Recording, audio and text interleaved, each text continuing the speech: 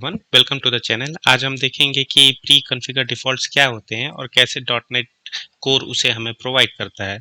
मेरा नाम है राज एंड लेट्स स्टार्ट। तो जब भी मैं सिस्टम रन करता हूं तो मैं देखता हूं कि मेरी जो कॉन्फ़िगरेशन फाइल है वो ऑटोमेटिकली रीड हो रही होती है और मुझे आई कॉन्फ़िगरेशन में ऑलरेडी सारी वैल्यू मिल रही होती है। साथ ही साथ मैं देखता हूं कि मेरे पास जो सीक्रेट्स है वो भी रीड हो रहे होते हैं, मेरे इन्वायरमेंट वेरिएबल है वो भी ऑटोमेटिकली रीड हो रहे हैं अगर कोई प्रीफिक्स ऑलरेडी मेरा उसमें सेट है जो ऑलरेडी वहाँ पे आता है। साथ ही साथ मेरे पास ऑलरेडी कुछ बिल्ट इन लॉगर भी प्रोवाइडेड है जो कि ऑलरेडी मुझे डॉट नेट दे रहा है। तो ये सब जो है ये सब मेरी जो कहलाती हैं प्री कॉन्फ़िगर डिफ़ॉल्ट्स कहलाती हैं और वो मेरा क्या करता है, ये क्रिएट बिल्डर मेथड सेट करता है। तो आज हम इसी क्रिएट बिल्डर मेथड को देखेंगे और हम ये देखेंगे कि कैसे हमारे जो डिफ़ॉल्ट सेटिंग्स है उसको प्रोवाइड करता है। तो चलिए हम इसको देखना शुरू करते हैं। सबसे पहले इस मेथड पे गया मैं, तो मैंने देखा है ये मुझे क्या रिटर्न करता है, वेब एप्लीकेशन बिल्डर, जो कि ऑब्वियसली जिसके ऊपर हम आगे जाके काम करते हैं। अगर मैं इसके ऊपर भी जाऊँ तो ये बेसिकली इसके कंस्ट्रक्टर को कॉल कर रहा है जो कि एक पैरामीटर एक्सेप्ट कर रहा है। तो मैं वापस इधर जाता हूँ, मैं वही कंस्ट्रक्टर देखूंगा। यहाँ जब मैं आता हूँ तो मुझे दिखता है कि ये होस्ट बिल्डर को बूटस्ट्रैप कर रहा है, जिसमें से वो आई होस्ट बिल्डर का जो होगा वो पैरामीटर लेगा और यहाँ पे एक कॉन्फ़िगर डिफ़ॉल्ट मेथड को कॉल कर रहा है। इसी मेथड को हमें आज समझना है। तो मैं इसके अंदर जाऊंगा। इसके अंदर मैं देखूंगा कि ये बेसिकली अभी मेरा जो कंटेंट रूट है सबसे पहले वो सेट करता है, जो रनिंग डायरेक्टरी होती है इससे हमें वो पता चलती है। नेक्स्ट जो आता है वो कॉन्फ़िगर होस्ट कॉन्फ़िगरेशन होता है। होस्ट कॉन्फ़िगरेशन में वो बेसिकली एनवायरनमेंट वेरिएबल डाल देता है, जिस केस में तुम देख रहे हो कि ये प्रीफिक्स के लिए डॉट नेट अंडरस्कोर करके डाल रहा है। ठीक है, ये इसने एनवायरनमेंट वेरिएबल ऐड कर दिया। नेक्स्ट तुम जाओगे तो ये हमारे लिए इंपॉर्टेंट है, जो कि आता है हमारा कॉन्फ़िगर ऐप कॉन्फ़िगरेशन।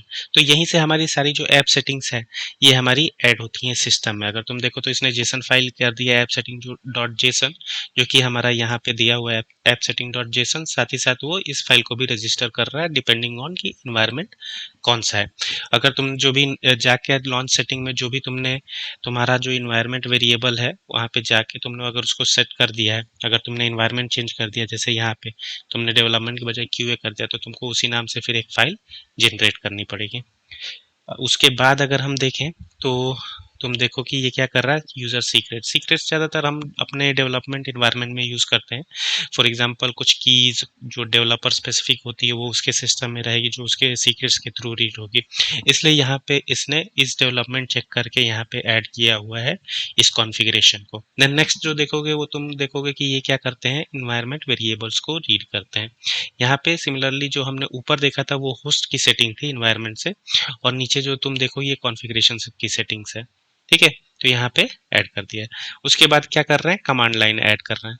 जो भी कमांड लाइन आर्गुमेंट होंगे वो इनको ऐड कर रहे हैं। ठीक है, अब मैं तुमको कुछ कॉन्फ़िगरेशन से रिलेटेड एक चीज़ बता दूं कि ये जो सेटिंग्स है ये सारी एडिटिव होती है। दैट मीन्स कि फॉर एग्जांपल जो इनका सीक्वेंस है वो मैटर करता है। अगर ये ऐप सेटिंग्स जो है इसको ये ऐड करेगा तो जो भी नई कीज होंगी वो उसको ऐड कर देगा। ठीक है, और सिंस ये सबसे पहले ऐड हो रहा है तो सारी कीज नहीं होंगी। जो नेक्स्ट सेटिंग्स वो ऐड करता है बेसिकली क्या करता है, अगर वो कीज अवेलेबल नहीं है तो वो कीज क्रिएट कर देगा और उसकी वैल्यूज डाल देगा, और अगर वो अवेलेबल है तो उसको ओवरराइट कर देगा। सिमिलरली अगर तुम यहाँ ऐड यूजर सीक्रेट्स पे आ जाओ, पहले इसने ये ऐड किया फिर ये ऐड किया, अगर वो कीज यूजर सीक्रेट में होंगी तो वो इस इन्वायरमेंट स्पेसिफिक फाइल को भी ओवरराइट कर देगा। अब ये जो कॉन्फ़िगरेशन से रिलेटेड एक चीज मैं तुमको बता दूं जो हमेशा ध्यान देना, और वो ये है कि ये जो सेटिंग्स होती हैं वो एडिटिव होती हैं। मीनिंग कि जैसे जैसे तुम ऐड करोगे अगर वो कीज नहीं है तो वो उसको क्रिएट कर देगा, और अगर वो है ऑलरेडी सिस्टम में तो वो उसको ओवरराइट कर देगा। दैट मीन्स अगर मैंने जो पहली सेटिंग थी अगर उसके बाद मैंने कुछ और ऐड किया तो वो प्रीवियस सेटिंग्स को ओवरराइट कर देगा। इस केस में ऐप सेटिंग में अगर कोई की है और सेम की वो इन्वायरमेंट स्पेसिफिक जेसन फाइल में भी है तो क्या करेगा, वो ऐप सेटिंग वाली वैल्यूज को रिप्लेस कर देगा। वैसे ही तुम अगर आगे जाओ वही सेम की जो है वो यूजर सीक्रेट में है तो वो इवन इस पे भी करेगा। तो ये इनका प्रेसिडेंस बिल्कुल वैसे ही जाता है जैसे वो ऐड होते हैं। ठीक है, तो ये एक इंपॉर्टेंट पॉइंट है, जब भी तुम कॉन्फ़िगरेशन की बात करो तो इसको याद रखना। नेक्स्ट हम जाते हैं लॉगिंग में। तो प्रीवियस मेरा जो वीडियो था हमने उसमें लॉगिंग की बात की थी, और हमने बात की थी कि जो डॉट नेट कोर है वो हमारे लिए बाय डिफॉल्ट कुछ लॉगर प्रोवाइड करता है, जो कि था कंसोल, डीबग, इवेंट सोर्स जो कि तुम्हारा क्रॉस प्लेटफॉर्म था, और देन था इवेंट लॉग। जो कि तुम्हारा विंडो स्पेसिफिक था। तो तुम यहाँ देख सकते हो, यहाँ पे ये चेक कर रहे हैं इस विंडो और नॉट, और इवेंट लॉग के लिए जब वो विंडो है, क्योंकि वो विंडो स्पेसिफिक लॉगर है, उस केस में वार्निंग एंड अबव वो लोग ऐड कर रहे हैं। और ऐड फिल्टर भी मैंने उसी वीडियो में समझाया था कि इसका मतलब क्या होता है। ये बेसिकली तुम लॉग लेवल सेट कर सकते हो किसी स्पेसिफिक प्रोवाइडर के लिए, ठीक है। और उसके बाद इन लोगों ने लॉगर से रिलेटेड जो हमारी कॉन्फ़िगरेशन होती है उसको लोड किया है। तो तुम अगर ऐप सेटिंग में जाके देखो तो बेसिकली वो लोग इस सेक्शन से सारी सेटिंग्स लोड कर रहे हैं। अगर वापस हम वहाँ पे जाएं तो हम देखेंगे कि वो क्या कर रहे हैं, हमारे डिफरेंट लॉगिंग प्रोवाइडर ऐड कर रहे हैं। तो ये इसने डिबग कर दिया, यहाँ पे कंसोल कर दिया है। अगर ब्राउजर है तो इसी वजह से हम कंसोल देखते हैं, साथ ही साथ इवेंट सोर्स भी ऐड कर दिया है।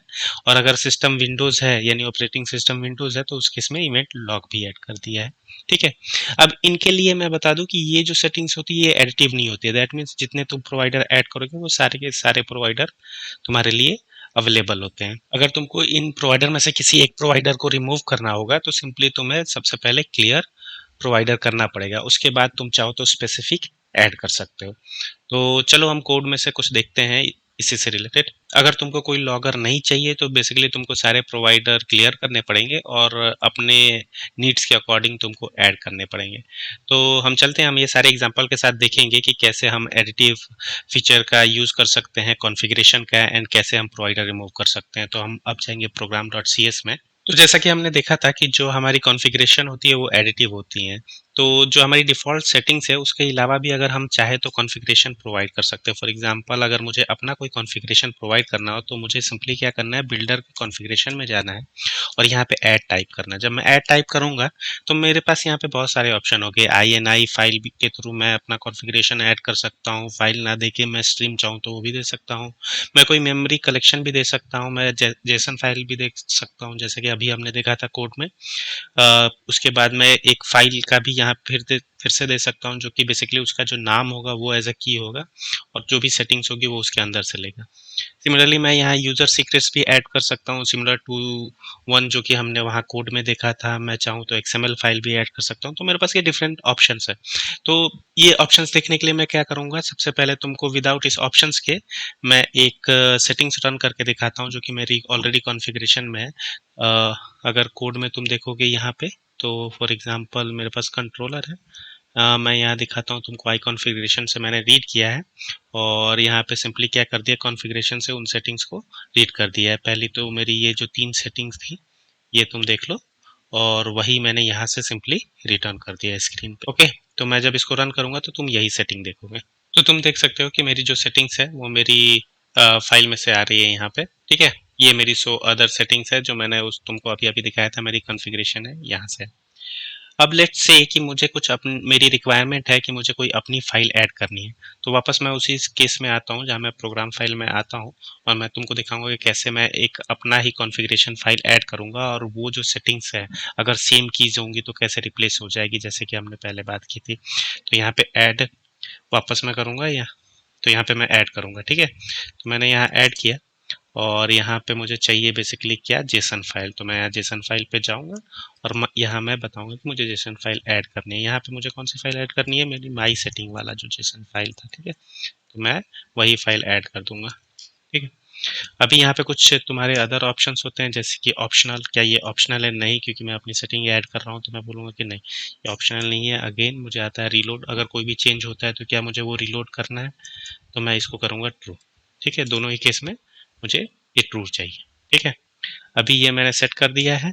अब मैं इसको रन करूंगा तो तुम देखना जो मेरी ये कॉन्फ़िगरेशन की सेटिंग है यहाँ पे जो सम इशू सम अथॉरिटी, ये किससे रिप्लेस हो जाएंगी, जो मेरा दूसरी कॉन्फ़िगरेशन है यहाँ से, ठीक है। My own issuer, my own authority, my own secret और some other other setting value. मैं इसको रन करता हूँ तो जैसा कि हमने देखा मेरी जो सेटिंग्स है वो क्या हो गई, रिप्लेस हो गई। और यही जो इसका एडिटिव नेचर है उसको दिखाता है। नेक्स्ट हम ये भी देख लेते हैं कि कैसे हम लॉगर प्रोवाइडर भी अपने अकॉर्डिंग चेंज कर सकते हैं। फॉर एग्जांपल अभी हमारे पास बाय डिफॉल्ट चारों लॉगर प्रोवाइडर हैं और मैं चाहता हूँ कि मुझे वो चारों ना जाके कोई स्पेसिफिक मिले।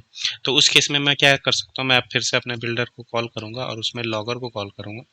ये रहा मेरा लॉगिन। लॉगिन में मैं क्या करूंगा, मैं क्लियर प्रोवाइडर कर करूँगा। तो सबसे पहला ऑप्शन ये आ गया मेरा क्लियर प्रोवाइडर, ये मैंने ऐड कर दिया। तो अभी बेसिकली सारे के सारे मेरे प्रोवाइडर रिमूव हो गए। उसके बाद मैं क्या करूँगा, मैं अपना ऐड कर दूँगा। यहाँ पे देखो लॉगिन कर दिया मैंने और यहाँ पे मैं क्या कर दूँगा, ऐड कंसोल मेरा डाल दूँगा। तो अभी मेरा सिर्फ एक ही प्रोवाइडर रजिस्टर है जो कि कंसोल है। ठीक है, तो इस तरीके से तुम चाहो तो एग्जिस्टिंग सेटिंग्स को भी चेंज कर सकते। इस वीडियो के लिए इतना ही गैस। अगर वीडियो अच्छा लगा हो तो लाइक, सब्सक्राइब और शेयर करो अपने फ्रेंड्स से। Thank you so much.